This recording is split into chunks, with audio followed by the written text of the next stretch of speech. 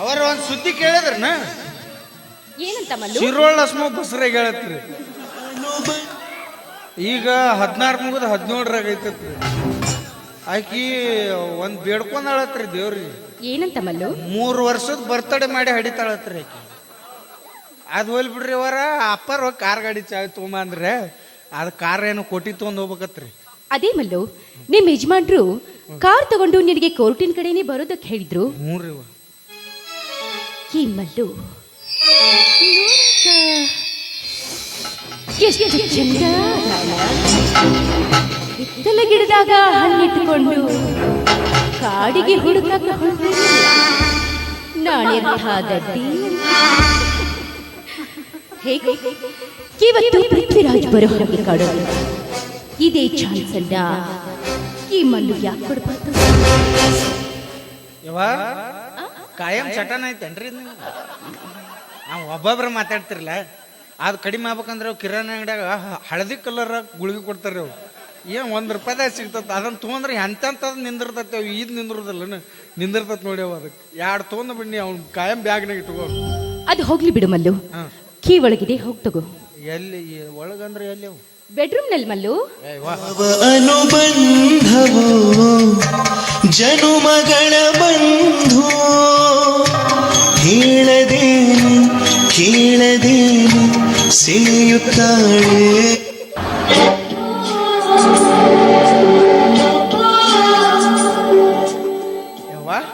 ಮಲ್ಲು ಬೆಡ್ರೂಮ್ಗೆ ಅಲ್ಲೇ. ಯಾಕೆ ಮಲ್ಲು? ನನ್ಗೆ ನಾಚಿಕೆ ಬರ್ತೈತೆ. ಚೇಚೆ, ನೀನ್ ನಾಚ್ಕೊಂಡ್ರೆ ಹೇಗೆ? ಇನ್ನೂ ನೀನ್ ನಾಚ್ಕೋಬೇಕಾಗಿದ್ದು ಮುಂದೆ ಮಲ್ಲು. ಅನುಬಂಧವೋ ಜನುಮಗಳ ಬಂಧು ಆದ್ರೆ ತಪ್ಪಾಗಂಗಿಲ್ಲ. ಚೇಚೆ, ತಪ್ಪು ಅಂತ ತಿಳ್ಕೊಂಡ್ರೆ ತಪ್ಪಾಗುತ್ತೆ, ಅದೇ ಸರಿ ಅನ್ಕಲು. ಮಗದಿರ ಪಿಕ್ಚರ್ ಹೀರೋಯಿನಿಗಿದ್ದೆ ನೀ. ಯಾಕೋ ನನಗೂ ಅದ ಫೀಲ್ ಆಗಾಕತ್ತ. ನಾ ಜಮ್ಕಂಡು ಕತ್ತಿ ಮೇಲೆ ಬರೋ ಹೊತ್ನಾಗ ನೀ ಬಲ್ ಟಚ್ ಮಾಡಿದ್ವಿ. ಯಾವ ಬೇಡ, ಮೊದ್ಲ ಟೈಮ್ ಆಗೈತಿ, ಮಳೆಗಾಲ ಬೇರೆ. ಇದು ಬೆಡ್ರೂಮ್ಗೆಲ್ಲ ನಾ ಬರೋದಿಲ್ಲ. ಅದು ನಮ್ಮ ಮತ್ತೆ ನಾವು ಸೀದಾ ಬೆಡ್ರೂಮ್ಗೆ ಆದ್ರೆ ನಮಗೆ ತಲೆ ಸುದ್ದು ಉಳಿಯಂಗಿಲ್ಲ. ಬ್ಯಾಡ, ನೀನ ಚಾವಿ ತಂದು ನೀನ ಕೊಟ್ಬಿಡು. ಯಾಕೆ ನೀನೇ ಹೋಗಿ ತಗೊಂಡ್ರೆ ಏನಾಗುತ್ತೆ ಮಲ್ಲು? ಎಲ್ಲ ಅವ್ನು ಹೇಳೋದು ನಾವು ನಾ ಎಲ್ಲ ಚಲೋ ಮನುಷ್ಯನ.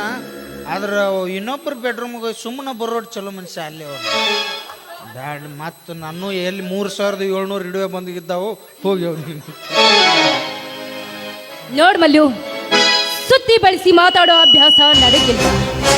ನೀನು ಮನಸ್ಸು ಮಾಡಿದ್ರೆ ಹರಿಯದ ಯೌವನ ತುಂಬಿದ ಈ ದೇಹ ನಿಂದ ಕತ್ತಿ.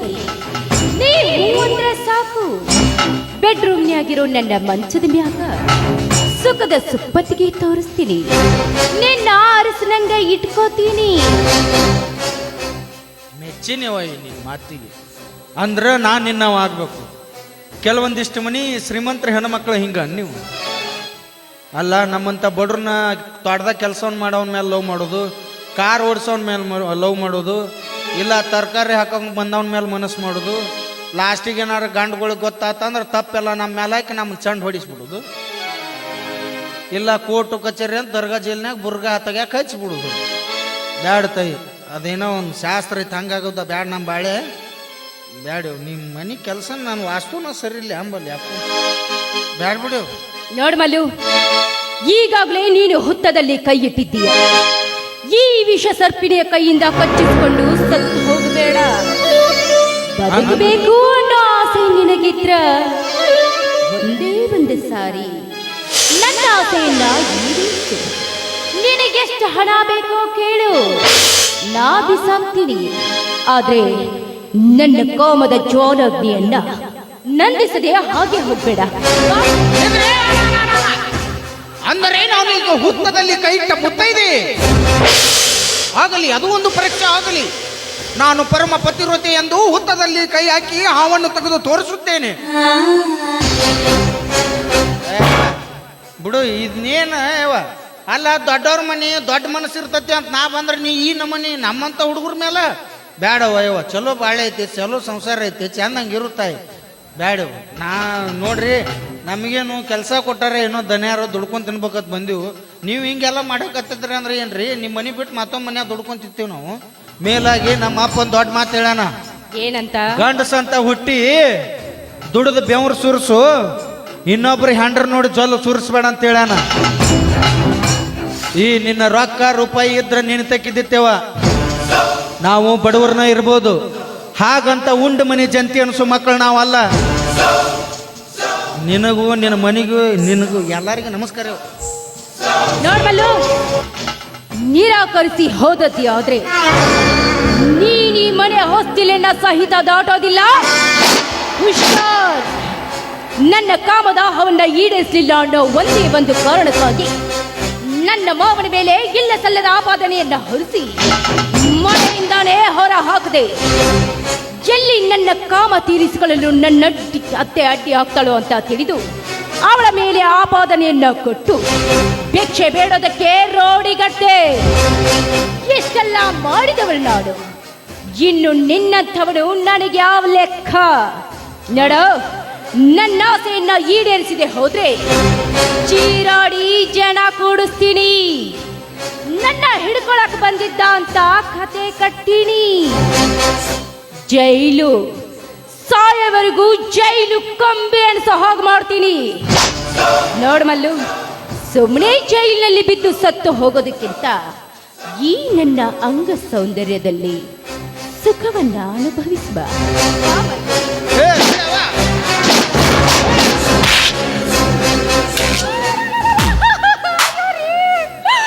ನೀವು ಸರಿಯಾದ ಸಮಯಕ್ಕೆ ಬರ್ದೆ ಹೋಗಿದ್ರಿ.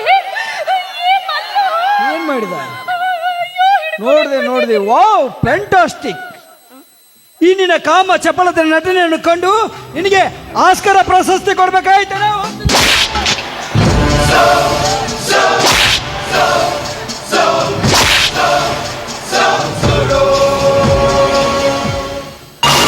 ಮಾಡಿದೆ, ನನ್ನಿಂದ ಏನಾಗಬೇಕಾಗಿತ್ತು?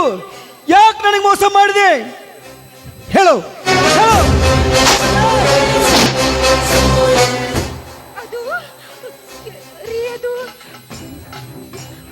ಹೇಳ್ತೀನಿ, ನನ್ನ ನೀನು ಮಾಡ್ತೀರಿ.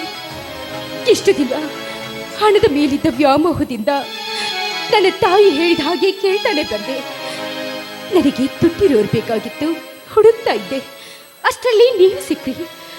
ನಿಮ್ಮ ಆಸ್ತಿನ ದೋಚ್ಕೊಂಡು ಹೋಗೋದಕ್ಕೆ ಎಲ್ಲಿ ನನ್ನ ಅತ್ತೆ ಮಾವ ಅಡ್ಡಿ ಹಾಕ್ತಾರೋ ಅಂತ ತಿಳಿದು ಅವರ ಮೇಲೆ ಎಲ್ಲ ಸಲ್ಲದ ಆಪಾದನೆಯನ್ನ ಹೊರಿಸಿ ಮನೆಯಿಂದಲೇ ಹೊರ ಹಾಕಿದೆ.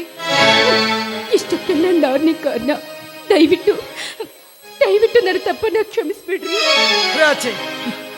ಹೆಣ್ಣಿನ ಮಾತು ಕೇಳಬಾರದು, ನೆರಳಿನ ಬೆನ್ನು ಹತ್ತಬಾರದು ಅಂತ ಈ ಹೆಣ್ಣು ಎಂಬ ಮಾಯೆಯ ಬೆನ್ನು ಹತ್ತಿ ನನ್ನ ಮುತ್ತಿನಂತ ರತ್ನಗಳನ್ನ ಕಳೆದುಕೊಂಡ ಪಾಪಿ ನಾನು.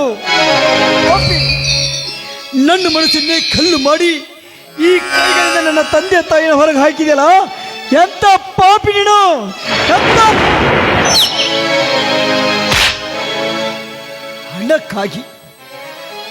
ಹಣಕ್ಕಾಗಿ ಸೂಳಿಯು ಕೂಡ ರಸ್ತೆಗಿಳಿದು ಬಂದು ನಿಂತರೆ ಬೇಕಾದಷ್ಟು ದುಡ್ಡು ಗಳಿಸ್ತವೆ. ಆ ಸೂಳಿಗೂ ನಿನಗೂ ಏನು ವ್ಯತ್ಯಾಸ? ಗರತಿ ಎಂಬ ಪಟ್ಟಕ್ಕೂ ಸೂಳಿ ಎಂಬ ಪಟ್ಟಕ್ಕೂ ಅಜಗಜಾಂತರ ವ್ಯತ್ಯಾಸವಿದೆ. ದುಡ್ಡಿಗೋಸ್ಕರ ನನ್ನ ಪ್ರೀತಿಯನ್ನೇ ಬಲಿಪಶು ಮಾಡಿಕೊಂಡೆಲ್ಲ, ಎಂತ ಪಾಪಿ ನೀನು! ಎಲ್ಲಿ ಹುಡುಕಿದ್ರು ನನ್ನ ತಂದೆ ತಾಯಿಗಳು ಸಿಗುತ್ತಾರಾ? ಈ ಮನಸ್ಸನ್ನೇ ಕಲ್ಲು ಮಾಡಿದಂತ ಕಟುಕಿ ನೀನು. ಹೀಗಿರುವಾಗ ನಾನು ಕೈಯಾರೆ ಕಟ್ಟಿರುವ ಕರಿಮಣಿ ನಿನ್ನ ಕೊರಳಿಗೆ ಏಕೆ? ನಾನು ಕೈಯಾರೆ ಕಟ್ಟಿರುವ ಕರಿಮಣಿ ನಿನ್ನ ಕೊರಳಿಗೆ ಏಕೆ? ಬಿಸಾಕೆ,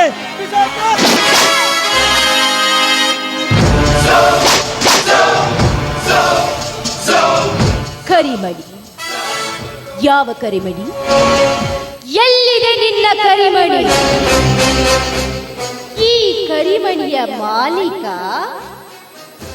ನೀನಲ್ಲ.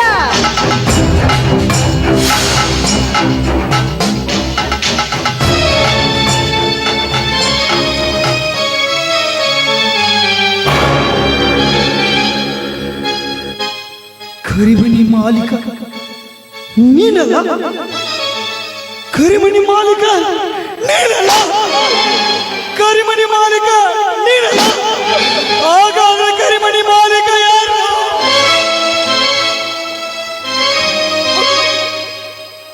ಕರಿಮಣಿ ಮಾಲೀಕ ನಾನಲ್ಲ. ರಿಜಿಸ್ಟರ್ ಆಫೀಸ್ಗೆ ಹೋಗಿ ಗೊತ್ತಾಗಲ್ದಾಗಿ ಬಂಧು ಬಳಗ ಹಿತೈಷಿಗಳನ್ನು ಕರೆಯಲಾರದೆ ನಿನ್ನ ಪ್ರೀತಿಯಾಗೋಸ್ಕರ ಬರೇ ಮಾಲೆಯನ್ನು ಬದಲಿಸಿಕೊಂಡು ಬಂದು ಇವಳು ನನ್ನ ಹೆಂಡತಿ ಅಂತ ಈ ಸಮಾಜದ ಮುಂದೆ ನಿಂದು ನಿಲ್ಲಿಸದೆ ನೀನು ನನ್ನ ಸತಿಯಾಗುವಳೆ. ಅದಕ್ಕಾಗಿ ಹೇಳ್ತಾರೆ, ತಂದೆ ತಾಯಿ ಬಂಧು ಬಳಗ ಗುರು ಹಿರಿಯರು ನಿಶ್ಚಯ ಮಾಡಿದ ಹೆಣ್ಣನ್ನು ಮದುವೆ ಆದರೆ ಅವನ ಬಾಳು ಸುಖವಾಗಿ ಇರುವುದು ಅಂತ ಗೊತ್ತಾಯ್ತು. ನಿನ್ನ ಪ್ರೇಮ ಸೌಂದರ್ಯಕ್ಕೆ ಮನಸೊತ್ತು ನಾನು ಮೋಸ ಹೋಗಿಬಿಟ್ಟೆ. ಛೇ! ಅಲೋ, ನನ್ನ ತಂದೆ ತಾಯಿ ಎಲ್ಲಿದ್ರು ನಾನು ಹುಡುಕ್ತೀನಿ. ಎಲ್ಲಾದ್ರೂ ಹುಡುಕ್ತೀನಿ, ಅವ್ರ ಪಾದಕ್ಕೆ ಇವಳನ್ನ ಚಿನ್ನ ಕೇಳಿಸ್ತೀನಿ.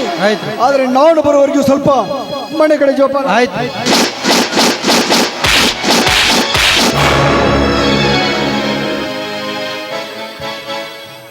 ಮೊದ್ಲ ಇಟ್ಟು ಮೆಟ್ಟಿಲಿ ಹೊಡ್ಕೋತಿದ್ರು, ನೀನು ಬಾಳೆ ಹಾಕಿ ಹಿಂಗಿರ್ತೈತೆ ತೋರ. ಕೂಗೋಡ್ದ ಮನೆಗೆ ಹೋಗೋದಲ್ಲಪ್ಪ. ಇದ್ರ ಇಷ್ಟ ತಂದೆ ತಾಯಿ ಉಣ್ಣಿಸಿ ತಿನ್ನಿಸಿ ದೊಡ್ಡವ್ರನ್ನ ಮಾಡಿ ನಮ್ಮನ್ನ ಹತ್ತಾಗ ರಂಭಿಸಿ ನಮ್ಮನ್ನ ಜೋಪಾನ ಮಾಡಿರ್ತಾರೆ. ಅಂದ್ರೆ ನಮ್ಮ ಮದುವೆ ವಿಚಾರದಾಗೂ ಒಳ್ಳೆ ನಿರ್ಧಾರನ ತೊಗೊಂಡಿರ್ತಾರೆ. ನಮಗೆ ತಕ್ಕಂಥದ್ದು, ನಮ್ಮ ಮನೆತನಕ್ಕೆ ತಕ್ಕಂಥದ ಮದುವೆ ಮಾಡಿ ನಮ್ಮನ್ನ ಒಳ್ಳೆ ಒಂದು ದಾರಿನ ತೋರಿಸ್ತಿರ್ತಾರೆ. ಆದ್ರೆ ನಾವು ಇವು ಉದ್ದ ನ್ಯಾಟನ್ ಮುಗಿಗೆ ಬಣ್ಣಕ್ಕೆ ಎಲ್ಲ ಬೆರಗಾಗಿ ನಾವು ಮೋಸು ಈಗ ಇಂಥ ತರ್ತೀವಿ. ಅವು ಮನೆ ಬೃಂದಾವನ ಮಾಡೋಕ್ಕಿಂತ ಓ ಸುಡುಗಾಡು ಮಾಡಿ ಹಿಡಿದು ಹೆಚ್ಚು ಹಣ ಎತ್ತಲಿ. ಹೆಂಗಿತ್ತಪ್ಪ ಸಂಸಾರ. 35 ವರ್ಷಗಳ ಕಾಲ ದೇಶ ಸೇವೆ ಮಾಡಿ ವಿಶ್ರಾಂತಿಗೆ ಎಂದು ಬಂದ ಒಂದು ಯೋಧನ ಕಥೆಯನ್ನು ಎಲ್ಲಿಗೆ ಹಚ್ಚಿದೀವಿ ಭಗವಂತ. ನೀನಿದ್ದದ್ದ ನಿಜವಾಗಿದ್ರ ಒಂದಲ್ಲ ಒಂದು ದಿನ ಮೊದಲು ಹೇಗೆ ಅವ್ರ ಜೀವನ ಇತ್ತು ಮತ್ತೆ ಅದೇ ತರ ರೂಪಿಸ್ಕೊಂಡ್ರೆ ಅಷ್ಟೇ ಸಾಕು.